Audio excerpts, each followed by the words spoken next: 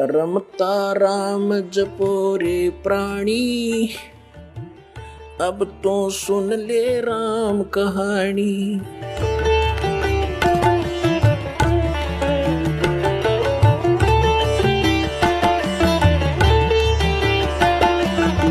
माता पिता उस समय तो वो वाल्मीकि घर में जन्मे थे। नेक्स्ट जीवन उनका ब्राह्मण के घर में हुआ और दोनों का फिर पति पत्नी का संयोग हुआ। परमात्मा निसंतान थे, वो उनको संतान नहीं थी।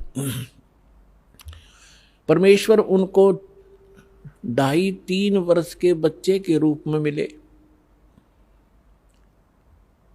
लेकिन वो उनको घर ले आए। सब जगह आसपास सबको बताया किसी का बालक हो, किसी का बालक हो। राज दरबार में भी उसको दिखाया कि ये बच्चा हमें यहाँ मिला, कोई माता पिता बताता नहीं है। तो राजा ने भी कहा कि तुम रख लो अपने पास, कोई कभी आएगा किसी का होगा तो दे देंगे। तो परमात्मा उनके घर रहे, 6 महीने तक उनके पास रहे और परमात्मा उनको कहा करते बैठ के आसन पे कि आओ बच्चों, मेरे से नाम लो, दीक्षा लो, भजन करो, ये 2 दिन का जीवन है। तो वो माता पिता उसने धमकाते, तू हमारा दादा पाक गया है, हमने बच्चे बोलता है। एक आधी बार उनको खुरका धमका दिया। जब देखा कि ये नहीं मान रहे हैं, अंतर ध्यान हो गए। जब वो अंतर ध्यान हो गए तो उस बच्चे में मोह घना हो गया था। तो सारा जीवन उनका उसी की याद में बीत गया। अगला जन्म उनका फिर ब्राह्मण और ब्राह्मणी का हुआ। काशी के आसपास उनका जन्म हुआ। गौरी शंकर काशी में उसका नाम गौरी शंकर था, वो काशी बनारस में रहता था। उसकी पत्नी किसी आसपास के गांव में जन्मी, उनका संस्कार संयोग हुआ। तो काशी के अंदर गौरी शंकर, वही सुदर्शन जी के पिताजी गौरी शंकर ब्राह्मण हुए और उनकी माता सरस्वती नाम से गौरी शंकर के साथ पत्नी रूप में रही। गौरी शंकर जी भगवान शंकर के बहुत पुजारी थे और नेक आत्मा थे। उन आत्माओं ये पिछला स्वभाव संस्कार से किसी मजहब धर्म में जन्म ले इंसान उसके साथ रहता है। अब वो ब्राह्मण कुल में जन्मे थे और ब्राह्मण काशी के तो तकरीबन उनका व्यवसाय यही था, रोजी रोटी बनाना, दुनिया को बहकाना, जंतर मंतर बताना, श्राद्ध निकलवाना, पिंड भरवाना, अटपट करना। लेकिन उनकी आत्मा नहीं मानती थी। वो केवल भगवान शंकर की महिमा गाते थे, शिव पुराण की कथा सुनाते थे। उस कथा से जो भी पैसा आ जाता था निर्वाह करते थे और शेष बच जाता था उसको भंडारे में लगा देते थे, संग्रह नहीं करते थे। जिस कारण से उनकी इस क्वालिटी से, इस गुण के कारण आम हिंदू के में उनके प्रति आम हिंदू की एक विशेष जो आस्था थी, जुबान पर चढ़े हुए थे सबके कि बड़ा नेक आदमी है, कोई लालच नहीं करता है, निस्वार्थ कथा सुनाता है। और जिस कारण से अन्य जो रोजी रोटी वाले ब्राह्मण थे, वो पांडे, वो गौरी शंकर से ईर्ष्या करा करते कि सब इससे की प्रशंसा करते हैं, ज़्यादा लोग इन्हीं की कथा सुनने जाते हैं। तो उसको नीचा दिखाने के लिए वो बहुत प्रयत्नशील थे, लेकिन उनकी कोई चल नहीं रही थी, दाल नहीं गल रही थी। इस बात का पता चला काजी और मुल्लाओं ने। काशी के काजी मुल्ला मुसलमानों को पता चला कि गौरी शंकर हिंदू धर्म का घना प्रचार कर रहा है। और उनको ये भी मालूम हुआ कि अन्य जो ब्राह्मण हैं, जिनको सभी गुरु रूप में मानते हैं ये हिंदू लोग, वो इससे ईर्ष्या करते हैं, इनके साथ नहीं है।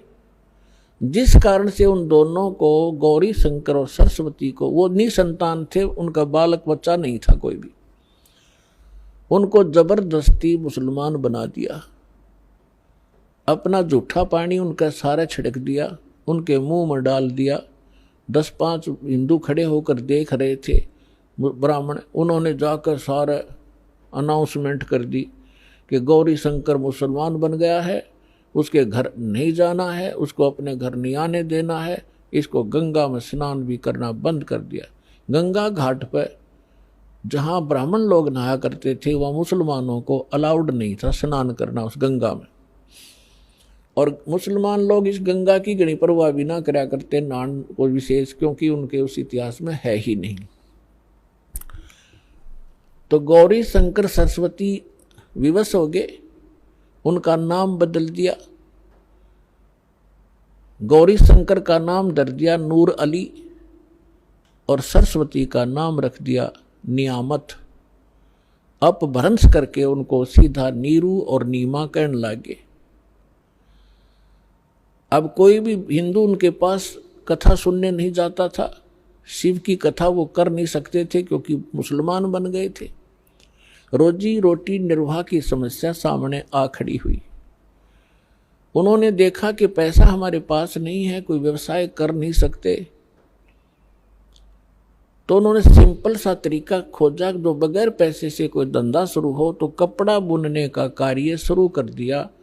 उसमें कुछ नहीं करना, 4 डंडे से गाड़ने होते हैं, 5-4 बस, वो जंगल में से काट लाए और चूल्हे का काम शुरू कर दिया। वो निसंतान थे, संतान नहीं थी। ऐसे ही कुछ समय और बीत गया। वो भले ही मुसलमान बन गए थे, लेकिन भगवान शंकर की आस्था श्रद्धा वो भुला नहीं पा रहे थे। जब भी कोई आपत्ति आती थी तो भगवान शंकर से अर्ज किया करते थे। अब गंगा घाट पर स्नान करना बंद करवा दिया। प्रतिदिन स्नान करने का स्वभाव उनका बना हुआ था। उसके लिए उन्होंने एक स्थान खोजा जो लहर तारा नामक एक स्थान था, जहाँ पर बहुत बड़ा एक सरोवर था, लहर तारा सरोवर, और उसके अंदर गंगा का ही जल वर्षा के समय में लहरों के द्वारा गऊ घाट के ऊपर से जहाँ पशु जल पिया करते थे वो किनारा कट जाता था। और गंगा पहले बहुत फुल समय पर चला करती थी वर्षा घनी होने पर, 4 मास तक चौमासे में। तो उस गऊ घाट के ऊपर से पानी और फ्लो होकर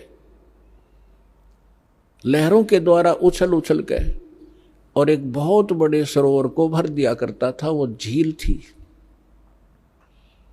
और फिर उसमें सारा वर्ष जल निर्मल रहता था। गंगा के जल में एक गॉड गिवन एक ऐसा मेरिट है, ऐसा गुण है, ये सतलोक से आई हुई है ये गंगा, तो वो कभी खराब नहीं होता। पुण्यात्माओं, जितने भी आज तक सतलोक के गुण गाने वाले राधा स्वामी पंथ से पहले कोई सतलोक जाना नहीं था। और इन्होंने कबीर साहब की वाणी में तो सतलोक सचखंड की पूरी विवरण है ही है, लेकिन कबीर पंथी भी ढंग से नहीं जानते थे। सतलोक वो भी कहते थे, लेकिन सतलोक में कुछ नहीं मानते थे। चेतन ही चेतन है, वहाँ प्रकाश ही प्रकाश है, यही राधा स्वामी वाले कहते थे। और ये धन धन सतगुरु सच्चा सौदा जय गुरुदेव और निरंकारी तो कहते हैं भगवान निराकार है। और किसी हिंदू से पूछ ले, किसी मुसलमान से पूछ ले, किसी इस सिख या ईसाई से पूछ ले, परमात्मा को वो निराकार बताते हैं। अब सच्चाई, जिन महापुरुषों ने भगवान को देखा, फिर इस दास पर रजा हुई। अब वहाँ क्या सारी सृष्टि ऐसी है जैसी यहाँ पर है, ये डुप्लीकेट है और वो ओरिजिनल है। वहाँ पर ये 5 तत्वों से बना हुआ कोई मटेरियल नहीं है, एक तत्व से बना हुआ। जैसे 5 तत्वों से यहाँ ये शरीर बना हुआ है, अब इसमें कोई तत्व दिखाई नहीं देता, ये 5 तत्वों से बना है। मृत्यु के उपरांत इसको जब सभा किया जाएगा, ये अपने अपने तत्वों में बट जाएगा। इसी प्रकार वह एक तत्व से सारी सृष्टि, सभी पदार्थ एक तत्व से, काजू किस्म सेब संतरे ये अनार एक तत्व से, हमारा शरीर एक तत्व से, तो वहाँ केवल एक नूरी तत्व से ही बना हुआ होता है। तो वहाँ ये सुंदर सरोवर जो अमर सरोवर है, वहाँ से सतलोक से ये गंगा आई है। परमात्मा ने एक सैंपल भेजा है कि हमारे लोक में ऐसा मटेरियल है, ऐसा पदार्थ है जो कभी खराब नहीं होते। और वहाँ तो लोक ही बहुत सुंदर है, वहाँ तो खराब होने का मतलब नहीं। और यहाँ इस गंदे लोक में 10 दिन में पानी में बदबू हो जा, और यहाँ पर गंगा का पानी जल खराब नहीं हो रहा। ये सतलोक से आया हुआ ये मटेरियल है, पदार्थ है। तो ऐसे दूधों की नदियाँ वहाँ सरोवर भरे हैं, दही के सरोवर भरे हैं, वहाँ पर शहद के सरोवर भरे हैं, हर तरह के पदार्थ हैं। और सदाबहार फल हैं, सदाबहार वृक्ष हैं, सदाबहार वहाँ पर ये बेल बूटे हैं, लता हैं। तो पुण्यात्माओं, प्रसंग चल रहा है, वहीं पर आते हैं। तो नीरू नीमा सुबह सुबह उठ करके प्रतिदिन उस लहर तारा नामक तालाब में स्नान करने के लिए जाने लगे। रूटीन बना हुआ था, गर्मी का मौसम था, जैसे ज्येष्ठ सुदी पूर्णमासी गर्मी का मौसम। और उस दिन परमात्मा अपने वचनानुसार, जैसे सुदर्शन जी से कहा था, बेटा तू चिंता ना करे, मुझे टाइम तो कितना लगे तेरे माता पिता को मैं पार करूंगा। जिस कारण से वो बोला, भगत सुदर्शन यहाँ की इच्छाओं को त्याग सका, नहीं तो उसके गल में या एक फांसी और गल गई थी। यही बहुत थी उसको यहाँ काल के लोक में फंसाने के लिए। लेकिन पुण्यात्माओं, परमात्मा कहते हैं मेरी शरण में जब आप आ जाओगे, फिर मेरा काम है, तुम मेरी मर्यादा में रहना, मुझसे दूर ना होना, फिर मैं आप करूँगा तुम्हारे सारे काम। कैसे तुम्हें पार करना है वो फिर मेरी ड्यूटी है। अब जैसे परमात्मा ने एक फार्मूले बताए हैं, द्वार धनी के पड़ा रहे, धक्के धनी के खावे, 100 काल झकझोल ही पर द्वार छोड़ ना जावे। एक तरीका बताया है कि द्वार धनी के पड़ा रहे और धक्के धनी के खावे, यानी अपने सच्चे दरबार में, अपने सतगुरु के पास यहाँ आता रहे, चाहे कुछ भी आपको लोग कहें, और कोई छोटी मोटा ऐसा कोई दुख भी आप पर आ जावे, उसमें अपनी हिम्मत नहीं आ रहे और भगवान से दूर मत होना। इसलिए कहते हैं द्वार धनी के पड़ा रहे और धक्के धनी के खावे। सतलोक यानी आश्रम में आता रहे, जाता रहे, छोटा मोटा कोई उक चुक हो भी जा, हिम्मत नहीं आ रहे।